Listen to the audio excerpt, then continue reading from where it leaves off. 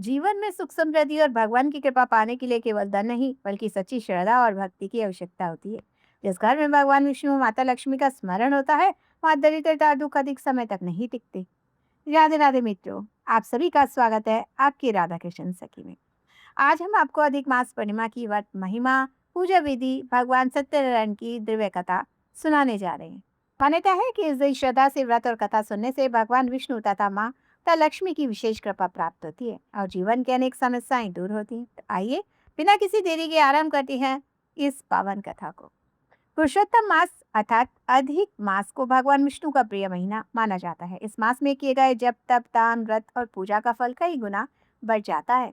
पूर्णिमा तिथि पर भगवान विष्णु, माता लक्ष्मी और भगवान सत्यनारायण की पूजा करने से घर में सुख शांति, धन धान्य और समृद्धि का आगमन होता है। कहा जाता है जो व्यक्ति इस दिन सच्चे मन से व्रत करता है उसकी मनोकामनाएं पूर्ण होती हैं और उसे पुण्य की प्राप्ति होती है।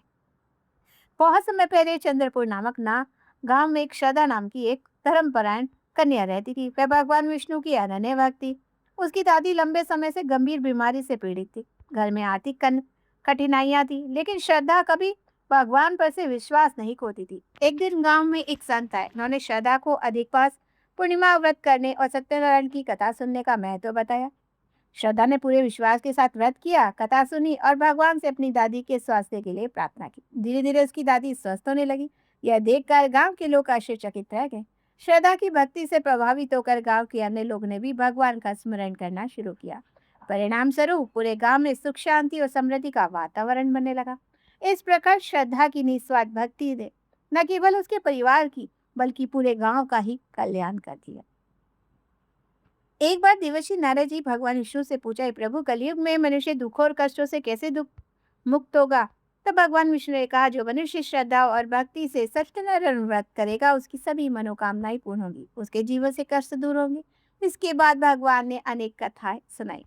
काशी नगरी में एक गरीब ब्राह्मण रहा करता था। वह अत्यंत निर्धन था, भिक्षा मांगकर अपना जीवन यापन करता था। एक दिन भगवान विष्णु वृद्ध ब्राह्मण का रूप धारण कर उसके पास पहुंचे और उसे सत्यनारायण व्रत करने की सलाह दी। ब्राह्मण ने श्रद्धा से व्रत किया। कुछ ही समय बाद उसकी आर्थिक स्थिति सुधरने लगी। उसके जीवन में एक सुख समृद्धि आने लगी। उसे जीवन भर भगवान सत्यनारायण की पूजा की और अंत में मोक्ष को प्राप्त हुआ। एक गांव में एक मेहनती लकड़हारा रहा करता था। एक दिन उसने सत्यनारायण व्रत की कथा सुनी और मन ही मन संकल्प किया कि आज की कमाई से वह भगवान विष्णु की पूजा करेगा। उस दिन आश्चर्यजनक रूप से उसकी लकड़ियां सामान्य दिन से अधिक मूल्य में बिक गई। उसने भगवान की पूजा की और धीरे धीरे उसके जीवन में धन सम्मान और सुख समृद्धि होने लगी।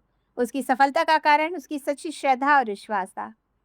एक राजा थे जिनका नाम उल्का मुख था। वे नियमित रूप से सत्यनारायण भगवान की पूजा करते थे। एक दिन एक व्यापारी ने राजा को पूरा व्रत करते हुए देखा। राजा ने उसे भी व्रत करने की सलाह दी। व्यापारी ने संकल्प तो लिया, लेकिन सफलता मिलने के बाद भगवान से किया हुआ वचन भूल गया। फलस्वरूप उसके जीवन में अनेक कष्ट आने लगे। व्यापार में हानि हुई, परिवार कष्ट में पड़ गया। जब उसे अपनी भूल का एहसास हुआ तो उसने पुनः श्रद्धा से सत्यनारायण भगवान का व्रत किया।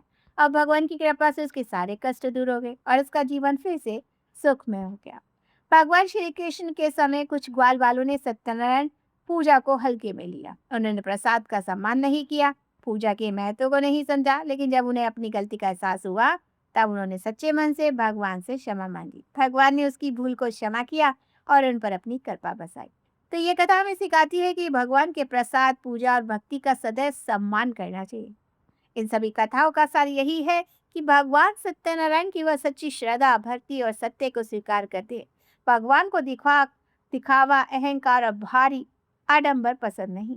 जो व्यक्ति निष्कपट भाव से भगवान का स्मरण करता है, उसके जीवन के कष्ट धीरे धीरे समाप्त होने लगते हैं। तो मित्रों, अधिक मास पूर्णिमा के इस पावन अवसर पर भगवान विष्णु, माता लक्ष्मी की पूजा अवश्य करें।